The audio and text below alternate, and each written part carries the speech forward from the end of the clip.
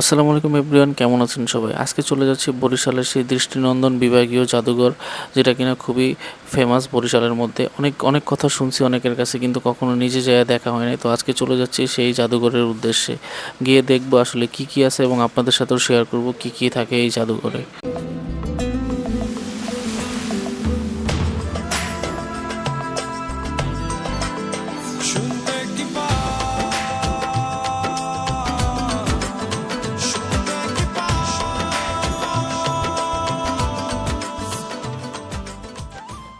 Hello everyone, আসসালামু আলাইকুম, কেমন আছেন সবাই? আই হোপ সবাই আলহামদুলিল্লাহ অনেক বেশি ভালো আছেন।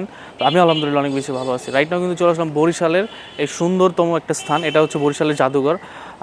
আমি আসলে এই জাদুঘর সম্পর্কে বেশি কিছু তথ্য জানি না, তো ভিডিওর মাঝখানে যদি কোনো ভুল ইনফরমেশন দিয়ে থাকে আপনারা অবশ্যই কমেন্ট বক্সে জানাবেন। তো এখানে আসলে আজকে আসার উদ্দেশ্য হচ্ছে যে অনেক দিন হয়েছে বরিশালে আমি আসছি, বাট কোথাও বেরোয়া হইতেছে না। তো এই জন্য আজকে চলে আসলাম এই জায়গাটিতে। আর এই জায়গাটি ঘুরবো, এক্সপ্লোর করবো, অ্যান্ড আপনাদের সাথে শেয়ার করবো এই জায়গা আসলে কিসের জন্য বিখ্যাত এবং সব কিছু আজকে এই ভিডিওতে তুলে ধরা হবে। তো ধৈর্য সহকারে ভিডিওটি শেষ পর্যন্ত দেখবেন। আই হোপ সবাই এনজয় করবেন ভিডিওটি। তো আসুন এবার আপনাদেরকে এই জায়গাটার সম্পর্কে বিস্তারিত তথ্যগুলো তুলে ধরার চেষ্টা করি।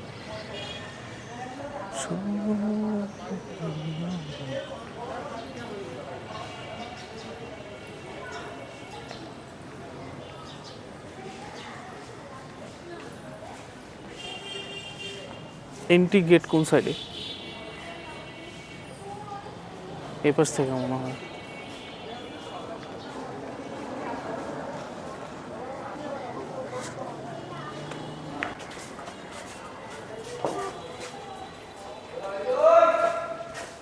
আমরা কিন্তু অলমোস্ট এই জাদুঘরের মধ্যে চলে আসলাম। জাস্ট একবার ইন্টেরিয়ারটা দেখেন, কি পরিমাণ মানে ভয়ানক অবস্থা, মনে হইতেছে ভূতের বাংলোর মতো একটা।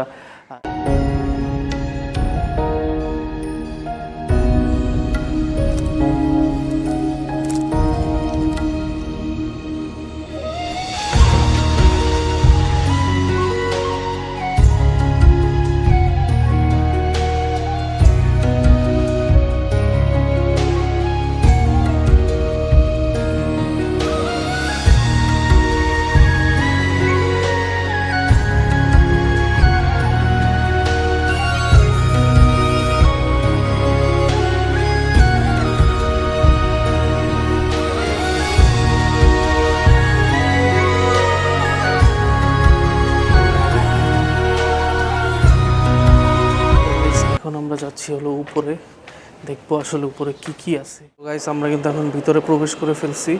এই হচ্ছে আরেকটা সিঁড়ি, এখান থেকে নিচে নামার স্পেস আছে। এই হচ্ছে সেই শেরে বাংলা একে ফজলুল হক, যার নামে বরিশালে এত বিখ্যাত বিখ্যাত জায়গা আছে।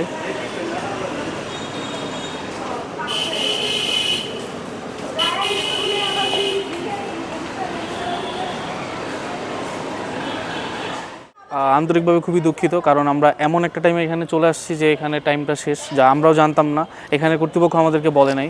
তো আমরা ভিতরে আসলাম, বাট আপনাদেরকে কিছুই দেখাইতে পারলাম না, এই জন্য একদম আন্তরিকভাবে দুঃখিত। ইনশাআল্লাহ নেক্সট টাইম আসলে অবশ্যই জায়গাটা সুন্দরভাবে এক্সপ্লোর করে আপনাদের সাথে শেয়ার করবো। সেই পর্যন্ত সবাই ভালো থাকবেন, সুস্থ থাকবেন। আল্লাহ হাফেজ, দেখা হবে আর কোনো একটা ভিডিওতে।